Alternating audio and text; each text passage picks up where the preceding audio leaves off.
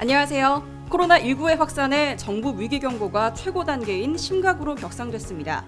평택시도 확진자가 추가로 발생했습니다. 시는 지역사회 감염증 예방을 위해 더 철저히 대응하고 시민 여러분의 안전을 위해 최선을 다하겠습니다. 평택시는 23일 코로나19 확진자 1명 추가 발생과 조치 사항을 발표했습니다. 두 번째 확진자는 평택시 세교동에 거주하는 20대 남성이며 평택 해경 소속으로 23일 평택보건소 선별진료소에서 확진 판정을 받고 현재 이천의료원으로 이송돼 격리치료를 받고 있습니다. 시는 확진자가 다녀간 장소들을 폐쇄 후 신속히 방역소독을 하고 있습니다. 또한 어린이집 등 보육시설과 복지시설은 휴원 결정을 했으며 각종 지역 행사는 취소 또는 연기했습니다. 지난 17일 경기신용보증재단 이민우 이사장은 전통시장 활성화 캠페인을 열었습니다. 이번 캠페인은 코로나19 확산으로 인한 소비심리 위축과 경기 위축 현상을 해소하기 위해 마련됐는데요. 간담회 후 이사장은 관계자 40여 명과 함께 통곡시장을 방문해 어려움을 겪고 있는 소상공인 격려를 위한 물품 구매와 소상공인을 위한 경영 안정자금 홍보를 실시했습니다. 평택의 경제 활성화 모두가 힘을 모아야겠습니다. 평택시는 17일 시청 민원실 앞에서 공직자 사랑의 헌혈 운동을 진행했습니다. 평택시 공직자들은 자발적으로 헌혈에 동참했는데요.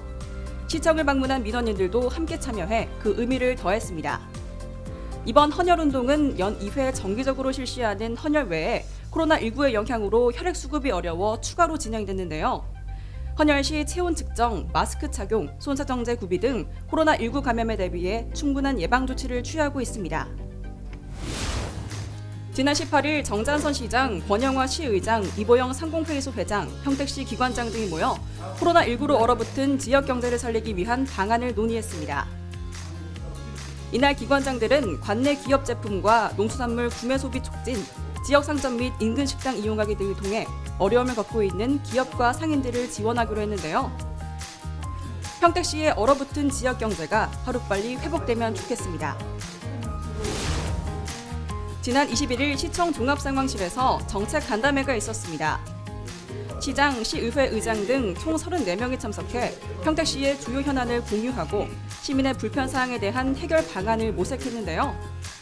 시의회는 코로나19에 대한 지역사회의 대책 강화와 지역경제 살리기 추진 상황 등 21건에 대해 적극적인 지원과 협조를 약속했습니다. 다양한 시민의 의견을 수렴하여 어려움을 극복하는 평택시와 시의회의 협력 기대합니다.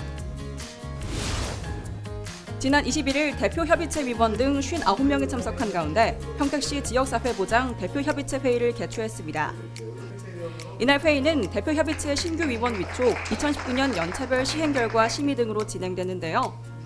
2019년 연차별 시행 계획에 대해 6개 추진 전략과 37개의 세부 사업 모두 사업비 140억 7,500만 원으로 원활하게 추진됐다는 심의 결과가 나왔습니다. 대표협의체는 앞으로도 본래의 수립 방향을 잃지 않고 지속적으로 시민의 의견을 반영할 것을 약속했습니다. 코로나19를 미리 예방하려면 증상부터 자세히 알아야 합니다. 코로나19 잠복기는 2일에서 최대 14일입니다. 감염 위험이 있는 지역을 방문한 후 열, 호흡곤란, 근육통, 설사 등의 증상이 보이면 질병관리본부 콜센터 1339에 전화하거나 보건소에서 상담을 받아야 합니다. 대구, 경북 지역 또는 신천지 교회를 방문하신 분 중 의심 증상이 있을 시 아래 연락처로 연락 바랍니다. 평택시는 시민의 안전과 건강을 위해 총력을 다하겠습니다.